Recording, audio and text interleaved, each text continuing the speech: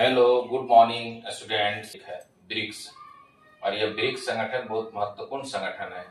क्योंकि ब्रिक्स संगठन जो है यह कंसेप्ट लाया गया था। जो कंसेप्ट लाया गया है यह शीत युद्ध, यह कोल्ड वार जब समाप्त होता है 1991 में, इसके बाद यह कंसेप्ट को लाया जाता है। इसीलिए यह बहुत ही महत्वपूर्ण टॉपिक है। ब्रिक ब्रिक पहले बनाया गया। सबसे पहले कंसेप्ट आएगा रिक का, RIC। रिक का कंसेप्ट आएगा 1998 में, और यह रिक का कंसेप्ट दिया जाएगा रूस के द्वारा। और बोला जाएगा क्या कि अमेरिका का जो यूनिपोलर है, इस यूनिपोलर के अगेंस्ट में रिक का गठन होना चाहिए। RIC रिक में 3 देश थे, रूस, इंडिया और चाइना। 1998 में जब यह कंसेप्ट लाया गया तो उसी कंसेप्ट पर काम करने के लिए सभी देशों को बीच वार्ता हुआ। लेकिन कुछ देश, खास करके चाइना ने रिक में शामिल होने से मना कर दिया। और जब शामिल होने से मना कर दिया के बाद फिर 2001 में यह कंसेप्ट आएगा।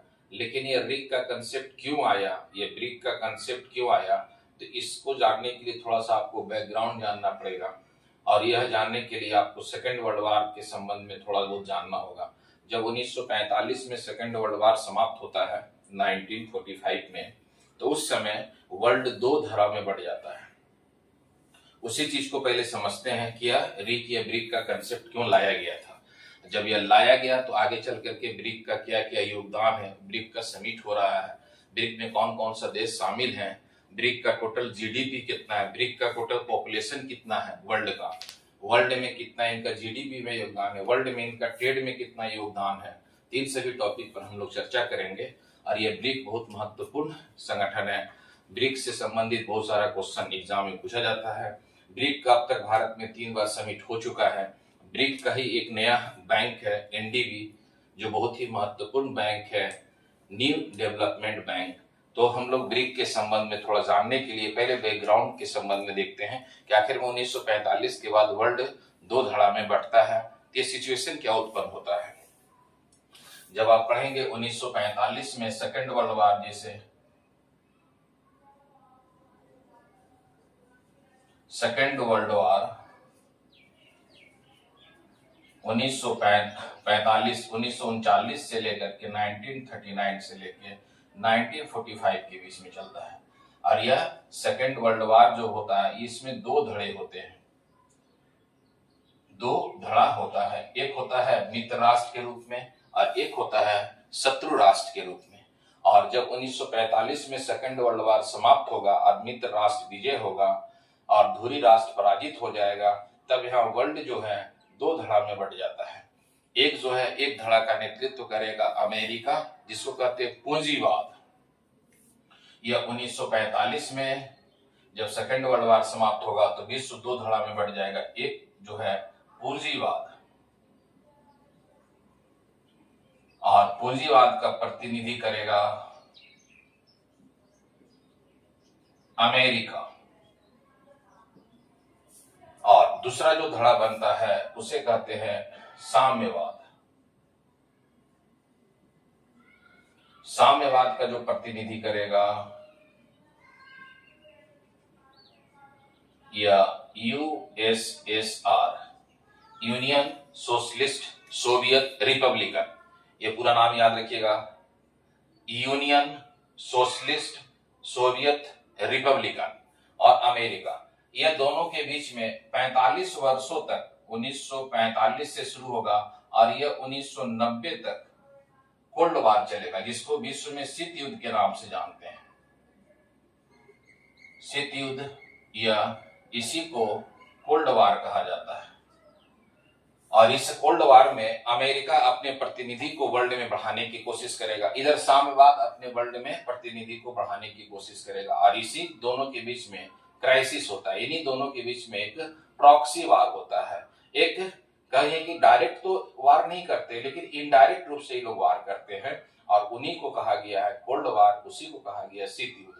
और यह शीत युद्ध बहुत ही महत्वपूर्ण है, जो आप पढ़ेंगे, ये वर्ल्ड हिस्ट्री का टॉपिक है, ये आप जानेंगे। तो और इसी शीत युद्ध में बहुत सारा संकट आएगा। अब यहाँ पर भारत भी 1947 में जब आजाद होगा तो भारत ना तो अमेरिका गुट में और ना ही सोवियत गुट में शामिल होने का निर्णय लेगा।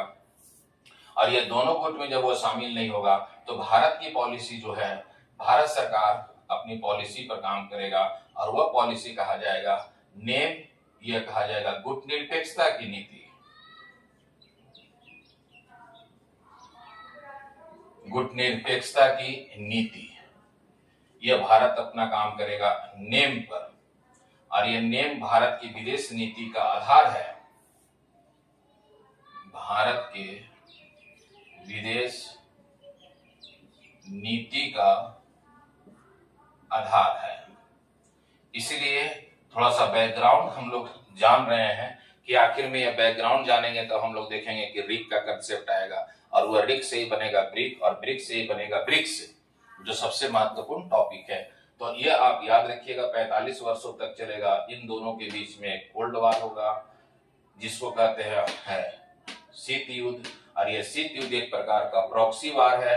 ये लोग दोनों आपस में प्रत्यक्ष रूप से संघर्ष नहीं करके अप्रत्यक्ष रूप से संघर्ष करेगा, और इसी संघर्ष को कहा गया है शीत युद्ध। जब आप देखिएगा कि इसको पढ़ेंगे तो अमेरिका क्या है कि साम्यवाद, सोवियत संघ को दिसंबर 1991 में अमेरिका दिसंबर 1991 में सोवियत संघ को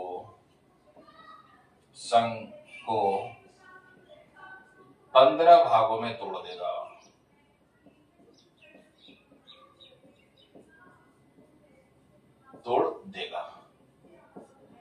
जैसे ये साम्यवाद आपको डिसेंट्रलाइज होगा, जैसे यह टूटेगा वैसे ही अमेरिका यूनिपोलर हो जाएगा वर्ल्ड में।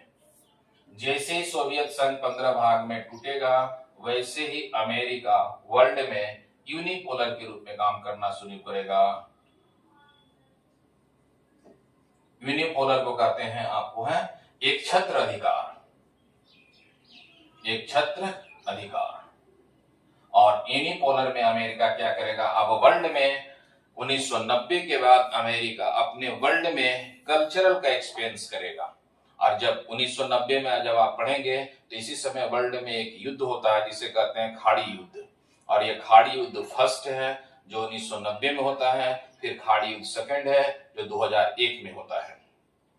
और इसमें अमेरिका क्या है, इराक पर हमला करता है। इराक पर उस समय इराक के राष्ट्रपति थे सद्दाम हुसैन, उन पर आरोप लगाया जाता है कि वो परमाणु बम का निर्माण कर रहे हैं, और उन पर आरोप लगा करके उन पर हमला किया जाएगा। और खाड़ी युद्ध फर्स्ट होगा। जब खाड़ी युद्ध फर्स्ट होगा तो उस समय अमेरिका के राष्ट्रपति होंगे सीनियर जॉर्ज बुश, और सीनियर जॉर्ज बुश जो अमेरिका के रिपब्लिकन पार्टी से संबंधित थे राष्ट्रपति। और वह क्या करेंगे कि खाड़ी युद्ध में आतंकवाद के नाम पर पूरे वर्ल्ड में अपना कल्चरल के एक्सपेंस करेंगे, और धीरे धीरे जब वह कल्चरल को एक्सपेंस करेंगे तो उससे उनका पूरा यूनिपोलर होगा पूरे वर्ल्ड में। वो अपने वर्ल्ड में कल्चरल का एक्सपेंस कर रहा है, वो अपने पूरे वर्ल्ड में IMF और वर्ल्ड बैंक के माध्यम से पूरा विस्तार कर रहा है। तो इससे क्या होगा कि अभी हम लोग समझ रहे थे क्या कि कोल्ड वार, शीत युद्ध, और शीत युद्ध के विषय में मैंने बताया क्या कि दिसंबर 1991 में अमेरिका सोवियत संघ को 15 भागों में तोड़ दिया, और उसी से निकलेगा एक रूस। तो यह आपका इंपॉर्टेंट इसलिए भी है क्योंकि साम्यवाद सबसे महत्वपूर्ण माना जाता है, और साम्यवाद को तोड़ने के लिए पूंजीवाद, खास करके अमेरिका ने इस पॉलिसी पर काम किया है। और दिसंबर 1991 के बाद अमेरिका विश्व में अपने कल्चर का एक्सपेंस करेगा, राजनीतिक एकाधिकार का एक्सपेंस करेगा। इसके अलावा जो सबसे महत्वपूर्ण है, इसी समय खाड़ी युद्ध होगा। तो इससे क्या है, जब कल्चरल में देखिएगा क्या है कि पेप्सी, पिज्जा, ये सभी क्या है 1990 के बाद ही पूरे वर्ल्ड में एक्सपेंस होता है। और यह अमेरिका की एक पॉलिसी था कि कल्चरल के एक्सपेंस करके लोगों का अधिक से अधिक क्या अपने क्षेत्र, अपने जो सामान उसको लोगों तक पहुंचाया जाए। तो ये इसकी अमेरिकी की पॉलिसी के कारण ही पूरे वर्ल्ड में पूंजीवाद का विस्तार होने लगा। और जब पूंजीवाद का विस्तार होने लगा तो अमेरिका अपने अनुसार कार्य करने लगा। तब इसी समय अमेरिका के इस यूनिपोलर के कंसेप्ट को रोकने के लिए जो है एक कंसेप्ट आता 1998 में, और वही कंसेप्ट कहलाता है रिक का। या 1998 में अमेरिका का जो यूनिपोलर है उसी को रोकने के लिए, उसी के एकाधिकार को रोकने के लिए कंसेप्ट आएगा रिक का। और जब यह रिक में 3 देश थे, रूस, इंडिया और चाइना थे। जब यह रिक का कंसेप्ट 1998 में आएगा तो ये सभी देश आपस में मिल करके अमेरिका का सामना करने के लिए इस पर विचार करेंगे। लेकिन इस विचार से चाइना जो है अलग हो जाएगा, जिसके कारण यह रिक का कंसेप्ट वर्ल्ड में नहीं आ पाता है। जब यह वर्ल्ड में रिक का कंसेप्ट नहीं आएगा तब आगे चल करके 2001 में जो है एक ब्रिटिश अर्थशास्त्री हैं जॉन ओ, जिनका नाम है जॉन लियोन, वह एक कंसेप्ट देते हैं। ब्रिटेन में एक पत्रिका है जो 4 देशों के विषय में बोलेगा कि ये इमर्जिंग कंट्री है, और वह इमर्जिंग कंट्री के विषय में इसी के विषय में आपको गोल्ड जो मैन है उनके भी द्वारा आपको स्टेटमेंट दिया जाएगा। गोल्डमैन सच्ची इसका एक कंसेप्ट देते हैं ब्राजील का कि यह इमर्जिंग कंट्री है, और उसी इमर्जिंग कंट्री से कंसेप्ट निकलेगा ब्रिक का। और यह ब्रिक जो है 2001 में आएगा। बी से हो गया ब्राजील, रूस से, आर से हो गया रूस, आई से हो गया इंडिया, सी से हो गया चाइना। इसके विषय में बोला जाएगा ये इमर्जिंग कंट्री है, इमर्जिंग कंट्री है। और इसी इमर्जिंग कंट्री जो है एक कंसेप्ट आएगा, यही इमर्जिंग कंट्री जो है अमेरिका पूंजीवाद का विरोध करेंगे, जो भविष्य में विरोध करेगा। ये एक नया कंसेप्ट के रूप में काम किया जाएगा। तो इसी समय से ब्रिक का एक नया संगठन बनेगा। अब यह ब्रिक जो है बहुत ही महत्वपूर्ण है। ब्रिक को जानने के लिए वर्ल्ड के सिनेरियो को आपको जानना बहुत ही महत्वपूर्ण है। जब आप इसे जानेंगे तभी आपका कंसेप्ट क्लियर होगा। ब्रिक, पहले मैंने बोला रिक का कंसेप्ट आया, रिक में आगे बी जुड़ गया तो हो गया ब्रिक का कंसेप्ट, और ब्रिक में लास्ट में जुड़ जाएगा एस तो हो जाएगा ब्रिक्स। और ब्रिक्स जब बनाया जाएगा 2001 में ब्रिक आएगा, 2010 में इसमें एस शामिल हो जाएगा, ब्रिक्स शामिल हो जाएगा, साउथ अफ्रीका के रूप में इसमें शामिल हो जाएगा, और यह बन जाएगा ब्रिक्स जो सबसे इंपॉर्टेंट है। ब्रिक का पहला सम्मेलन होता है 2009 में, येकाटेरिनबर्ग में होता है। और अभी देखिएगा ब्रिक्स का सम्मेलन जो है जुलाई 6 और 7 जुलाई 2025 में ब्राजील में होने वाला है। यह ब्रिक्स का 17वां सम्मेलन होगा। तो हम लोग ब्रिक्स के विषय में जानेंगे। जब दिसंबर 1991 में सोवियत संघ 15 भागों में टूटने के बाद उससे निकला रूस, फिर जब रूस की साम्यवादी व्यवस्था टूट चुका था तब कैपिटलिस्ट अमेरिका अपने पूंजीवाद का विस्तार पूरे वर्ल्ड में करने लगा, और इसी के परिणाम स्वरूप पूरे वर्ल्ड पूरा यूनिपोलर हो गया। अमेरिका एक अपने राजनीतिक और जो भी उसकी शक्तिशाली और भी बढ़ता चला गया। इसके अलावा अमेरिका ने वर्ल्ड में एक नया कंसेप्ट आ गया ग्लोबलाइजेशन का। भूमंडलीकरण ने पूरी अर्थव्यवस्था को अपने में समाहित कर लिया, और इस भूमंडलीकरण के कारण सभी देखिएगा कि अर्थव्यवस्था जितने भी देश का वह सभी एक दूसरे से कनेक्टेड हो गया, एक दूसरे से जुड़ गया। 1980 में पूरे वर्ल्ड में आर्थिक उदारीकरण शुरू हो गया था, जबकि भारत सरकार ने जुलाई 1991 में आर्थिक उदारीकरण को एडॉप्ट किया, स्वीकार किया। जब उस समय देश के प्रधानमंत्री पीवी नरसिम्हा राव थे और वित्त मंत्री फाइनेंस मिनिस्टर जो थे वो मनमोहन सिंह थे। तो इन लोगों ने दोनों, आपको प्राइम मिनिस्टर और फाइनेंस मिनिस्टर दोनों ने मिलकर के एक पॉलिसी दिया, राव मनमोहन मॉडल, जिसको आर्थिक उदारीकरण के नाम से जानते हैं। और इसी आर्थिक उदारीकरण जो है भारत में अपना आर्थिक व्यवस्था में सुधारात्मक कार्य शुरू किया गया है। अब उसी के परिणाम स्वरूप पूरे वर्ल्ड में अमेरिका अपना कल्चरल का एक्सपेंस कर रहा था, और इसी एक्सपेंस का परिणाम था कि पूरे वर्ल्ड में एक युद्ध का माहौल भी बना हुआ था। खाड़ी युद्ध फर्स्ट हुआ, खाड़ी युद्ध फर्स्ट में विजय हुआ अमेरिका इराक पर जो भी है, फिर खाड़ी युद्ध सेकेंड हुआ। तो यह इससे आतंकवाद के संबंध में इसको भी किया गया, उससे भी समाप्त करने की बात किया गया। फिर यूएनओ में प्रस्ताव लाया गया यूएनए में आतंकवाद को परिभाषित किया गया जो इससे जुड़ा हुआ है। इसी समय 1990 के बाद चाइना अपना एक तरफ विकास करते चला जा रहा था। जीडीपी लगभग 10% चाइना का विकास कर रहा था। और जब 1998 में रिक का कंसेप्ट आया तो इसमें चाइना शामिल होने से मना भी कर दिया।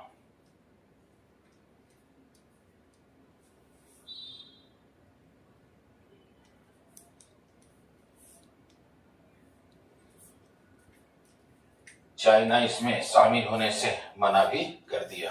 तो हम लोग देखते हैं, जो हम लोग संगठन मेन देखेंगे वह ब्रिक देखेंगे। और ब्रिक बहुत महत्वपूर्ण संगठन है।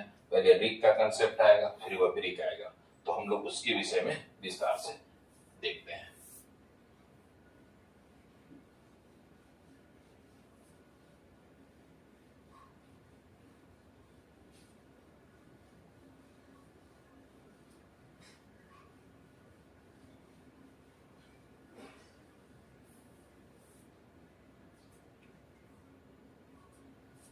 सबसे पहले जो कंसेप्ट आएगा वह रिक का कंसेप्ट आएगा 1998 में, जिसमें रूस, इंडिया और चीन। लेकिन 1998 में जब यह रूस के प्राइम मिनिस्टर ये कंसेप्ट देंगे तो इसमें चीन जो है वह शामिल होने से मना कर देगा। और यह रिक बनाने का मुख्य लक्ष्य क्या था? अमेरिका के मोनोपोली को तोड़ना। अमेरिका का जो एक पक्षीय था, यूनिपोलर था, उस यूनिपोलर को समाप्त करना। इसीलिए रिक का कंसेप्ट लाया गया था। लेकिन यह रिक का कंसेप्ट सक्सेस नहीं हो पाया, सफल नहीं हो पाया। तब आगे चल करके 2001 में कंसेप्ट आएगा ब्रिक का। अच्छा, इस ब्रिक के विषय में कहा जाता है क्या है कि यह 4 देश है और चारों देशों की अर्थव्यवस्था को बताया गया कि उभरता हुआ अर्थव्यवस्था था। इसीलिए इसका नाम रखा गया ब्रिक। और यह नाम किसके द्वारा दिया गया? गोल्डमैन सैक्स के द्वारा दिया गया था, जो ब्राजील के थे।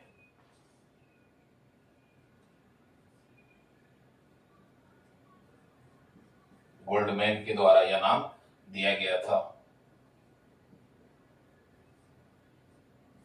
इसके अलावा ब्रिटेन के एक अर्थशास्त्री थे, जिम ओनील।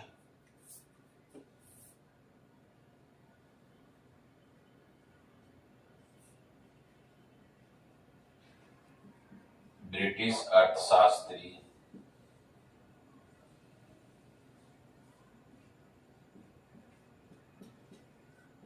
नील, यह ब्रिक का कंसेप्ट देंगे। और इनके विषय में कहा जाएगा, ब्रिक के विषय में कहा जाएगा, यह इमर्जिंग कंट्री है।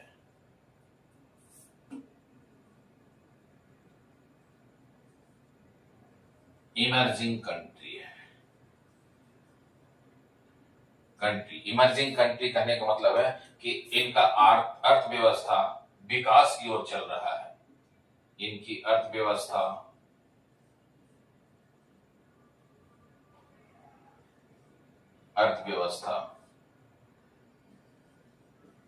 विकास की ओर चल रहा है। तो इसीलिए इनके नाम रख दिया गया इमर्जिंग कंट्री के रूप में। इमर्जिंग कंट्री को आप कह सकते हैं उभरता हुआ देश। आप इसको हिंदी में भी कह सकते हैं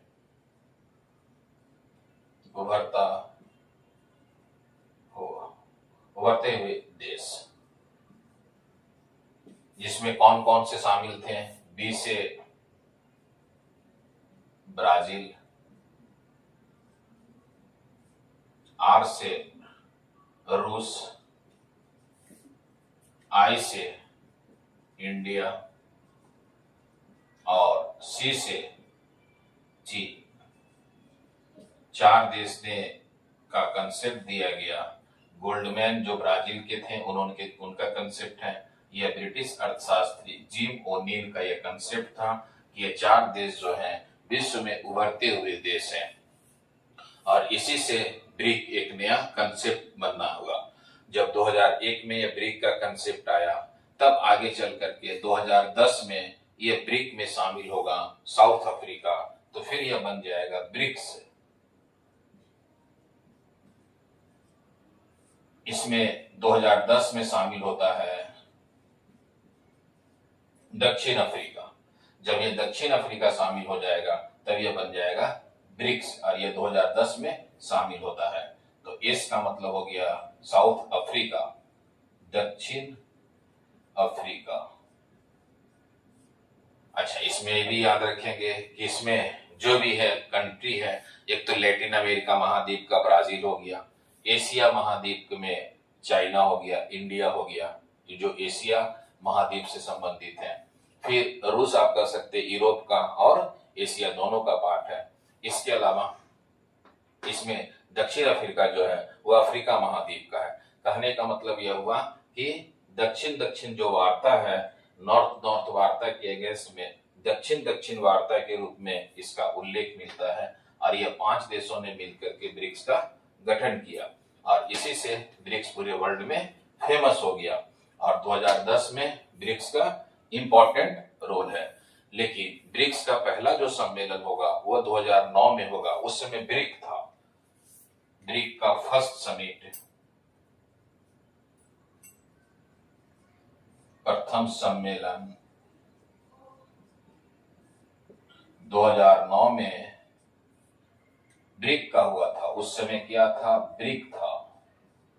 और कहां हुआ था? येकाटेरिनबर्ग में। येकाटेरिनबर्ग,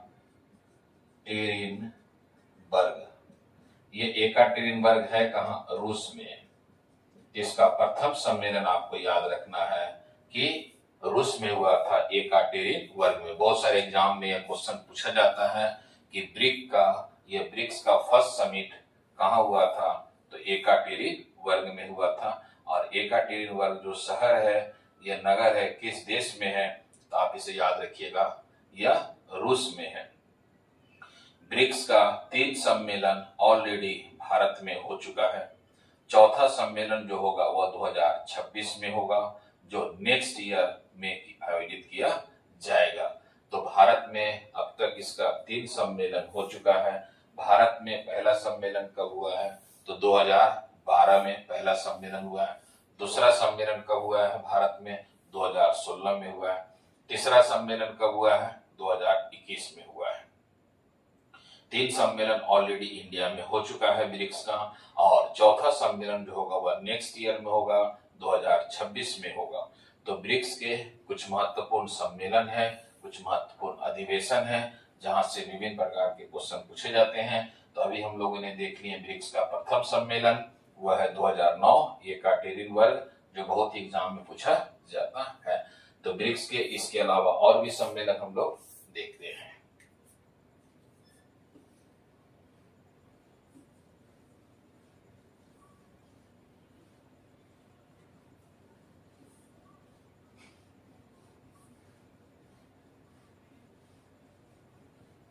पहले भारत के संदर्भ में देखते हैं कि ब्रिक्स का सम्मेलन हुआ है। तो ब्रिक्स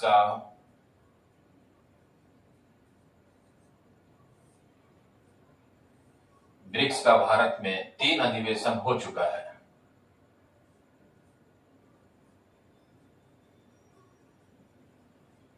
अधिवेशन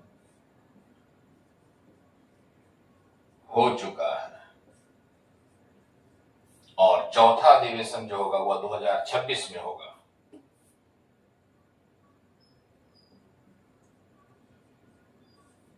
चौथा अधिवेशन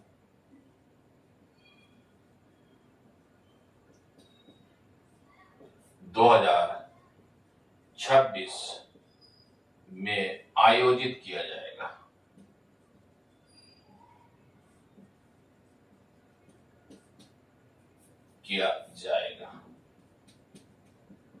यह हम लोगों ने देख रहे थे कि ब्रिक्स का जो भारत में सम्मेलन हुआ है, तो भारत में जो सम्मेलन हुआ है, पहली बार भारत में कब हुआ है? तो 2012 में हुआ है,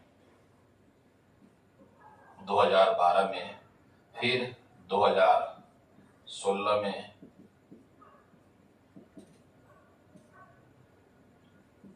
2021 में, और अगला जो होगा वो 2026 में होगा, होस्ट करेगा। तो आप इंडिया में याद रखिएगा, इंडिया में जो सम्मेलन हुआ है अब तक यह 4 अधिवेशन आपको याद रखना है कि ब्रिक्स का 3 अधिवेशन इंडिया में हो चुका है, 2012 में, 2016 में, 2021 में। अगला जो होगा 2026 में वह इंडिया में ही होगा। तो ये आपको याद रखना जो इम्पोर्टेंट है। इससे कुछ और भी अधिवेशन है, जैसे इसका प्रतिवर्ष सम्मेलन आयोजित किया जाता है। तो प्रतिवर्ष जब सम्मेलन होता है तो 2024 में कहाँ हुआ, 2023 में कहाँ हुआ, फिर 2025 में कहाँ होगा, 2026 का तो हम लोगों ने देख लिए। तो 2023 में इसका सम्मेलन जो हुआ था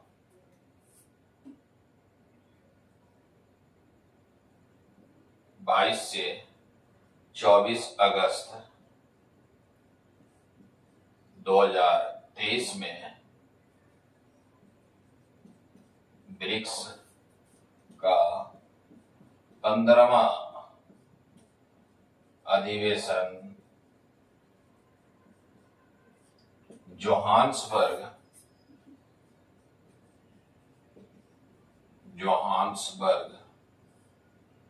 दक्षिण अफ्रीका में हुआ था।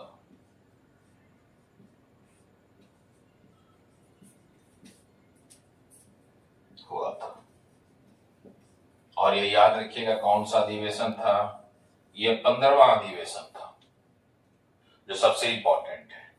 और इसी समय एक घटना आपको याद भी होगा, यदि आप पढ़े होंगे साइंस टेक में, तो भारत सरकार ने, ये इसरो ने इस समय एक सैटेलाइट छोड़ा था 14 जुलाई 2023 को, जो चंद्रयान 3 था। और चंद्रयान 3 यात्रा पूरा करने के बाद 23 अगस्त 2023 को चंद्रमा के दक्षिणी तल पर लैंडिंग किया था। जब यह दक्षिणी तल पर लैंडिंग किया था तो भारत के प्रधानमंत्री उस समय ब्रिक्स सम्मेलन में जोहान्सबर्ग में उपस्थित थे और भारत के प्रधानमंत्री नरेंद्र मोदी इसको ऑनलाइन जोहान्सबर्ग में ही सैटेलाइट को देखे थे, चंद्रयान 3 को लैंडिंग करते हुए। यह भी न्यूज काफी चर्चा में बना था। तो आप याद रखिएगा, यह अधिवेशन जो था यह 15वां अधिवेशन था जो सबसे इंपॉर्टेंट है। इसके अलावा 2000 ये हम लोगों ने देखे, आपको 2023 का देखें, फिर 2024 में इसका सम्मेलन 16वां सम्मेलन हुआ ब्रिक्स का 16वां सम्मेलन 2024 में कजाक रूस में आयोजित किया गया था।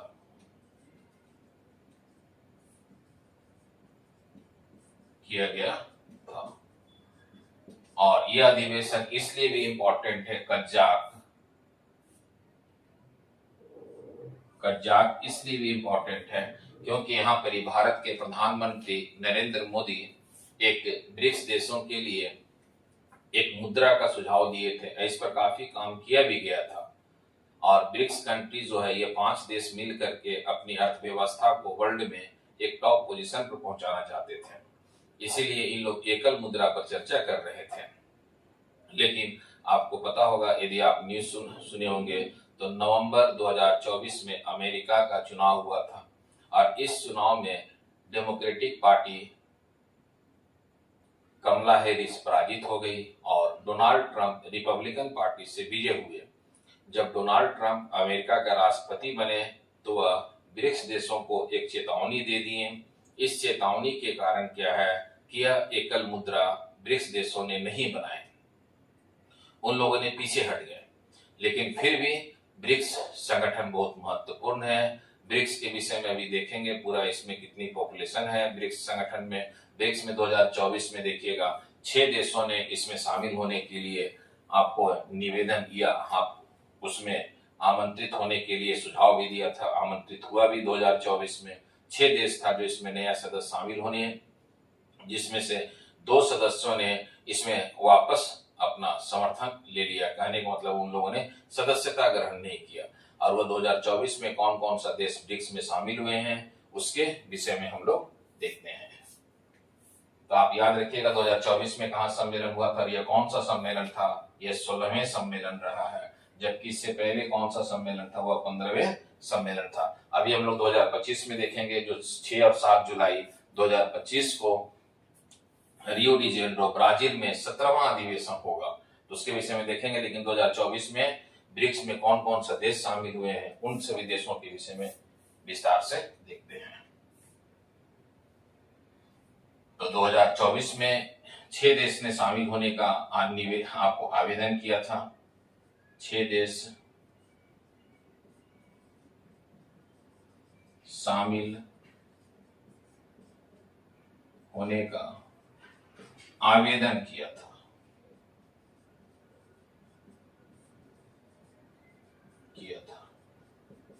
और वह कौन कौन सा देश हैं जो आवेदन किए थे।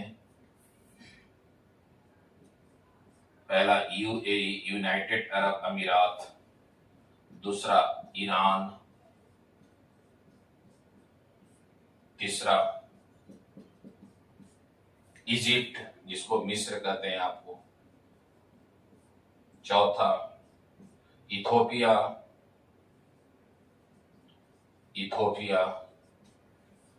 पांचवा सऊदी अरब,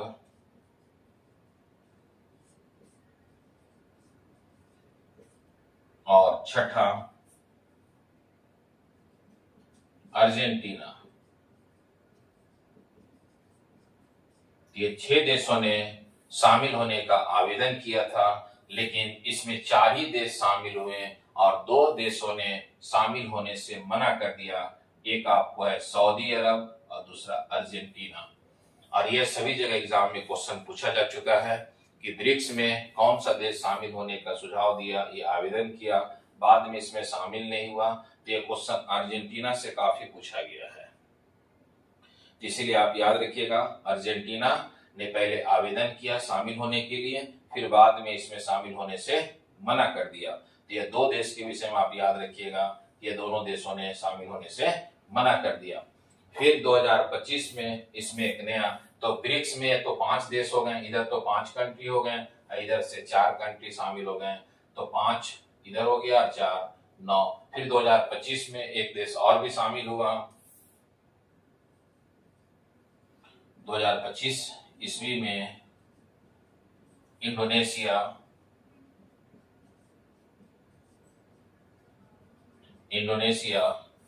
ब्रिक्स संगठन में शामिल हो गया।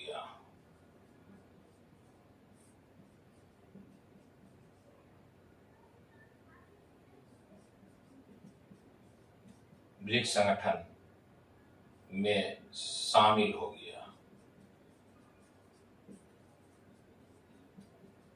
तो इस प्रकार याद रखिएगा, ब्रिक्स में टोटल देशों की संख्या कितना हो गया है, 10 हो गया। पहले 5 थे, फिर 4 इसमें शामिल हुए 2024 में, 2025 में 1 शामिल हुआ। टोटल इसमें देशों की संख्या कितनी हो गई है, 10, जो सबसे इंपॉर्टेंट है। फिर अभी 6 से 7 जुलाई 2025 में ब्रिक्स का 17वां सम्मेलन होगा, तो इसे आप स्क्रीनशॉट ले सकते हैं आराम से।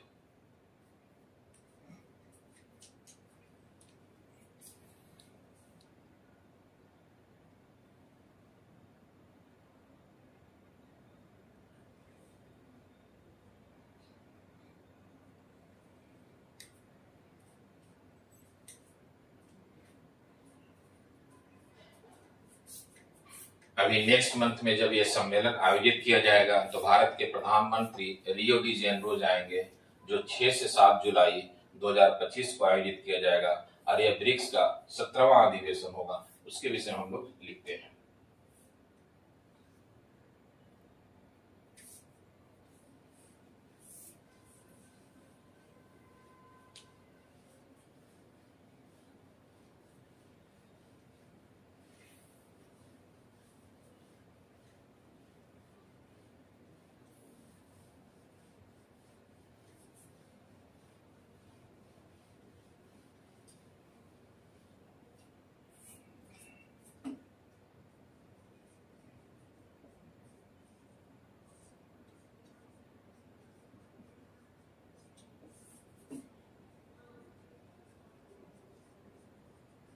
ब्रिक्स का 17वां अधिवेशन आयोजित किया जाएगा 6-7 जुलाई 2025 में। कहाँ किया जाएगा? Rio de Janeiro, Rio de Janeiro, Brazil में।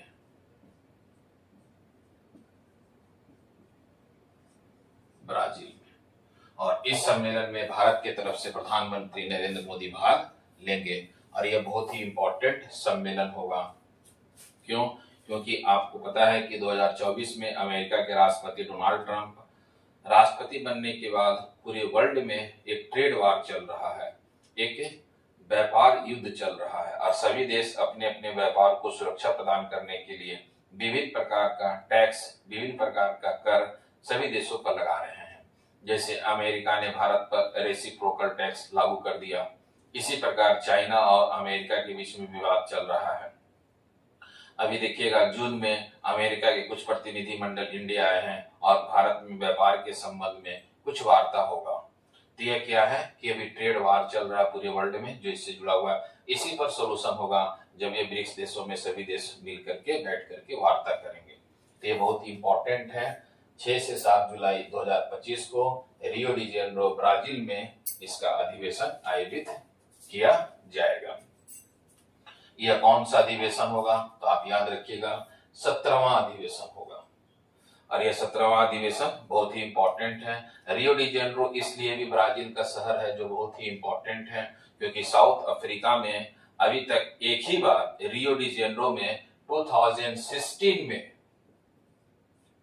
ग्रीष्मकालीन ओलंपिक खेल आयोजित किया गया है और यही रियो डी जेनेरो में जब 2016 में पढ़ेंगे तो यह बहुत ही इंपॉर्टेंट है रियो डी जेनेरो। तो इसी जगह आपको रियो डी जेनेरो इसके लिए और भी फेमस है। आप पढ़ेंगे एक पर्यावरण के संबंध में रियो डी जेनेरो में 1992 में प्रथम पृथ्वी सम्मेलन होता है, फर्स्ट अर्थ समिट। कब होगा? 1992 अप्रैल 1992। कहाँ होगा? रियो डी जेनेरो में। तो ये शहर इसलिए भी फेमस है, इंपॉर्टेंट है। यहाँ नेक्स्ट मंथ में ब्रिक्स देशों के सभी सदस्य मिल करके व्यापार संबंधी विवाद का समाधान करेंगे। अच्छा, ये जो सम्मेलन होगा तो इसका थीम भी रखा गया है 17वें अधिवेशन का। वह थीम क्या है?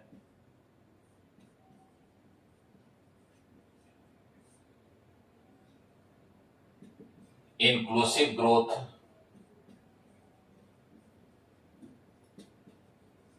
inclusive and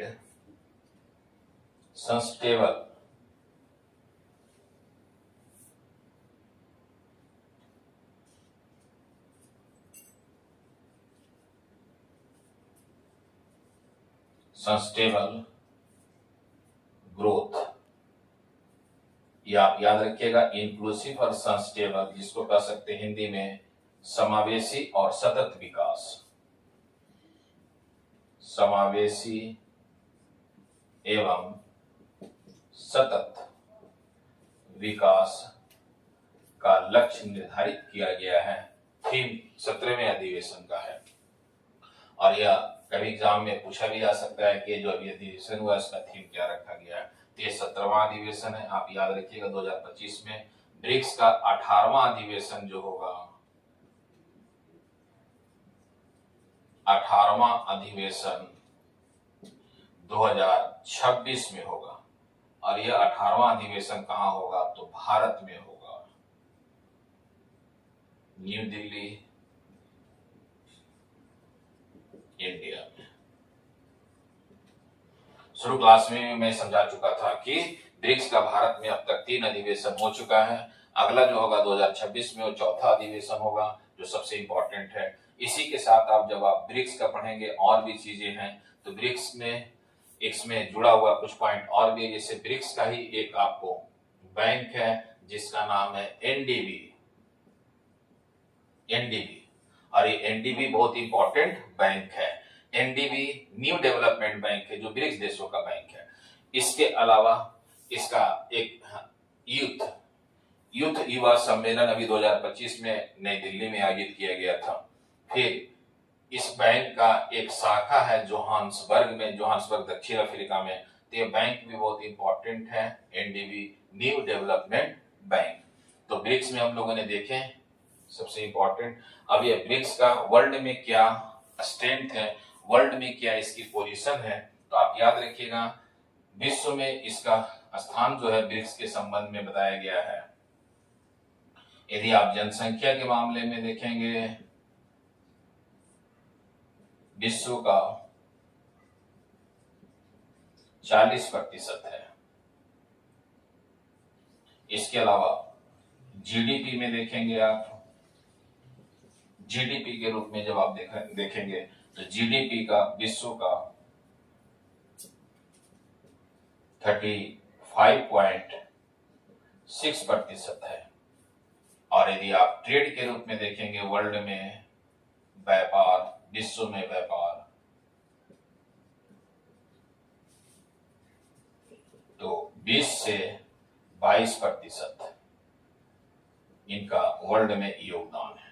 इसीलिए ब्रिक्स संगठन बहुत ही इंपॉर्टेंट है। ब्रिक्स इसलिए भी इंपॉर्टेंट है, भारत की अर्थव्यवस्था, ये भारत के संदर्भ में जानने के लिए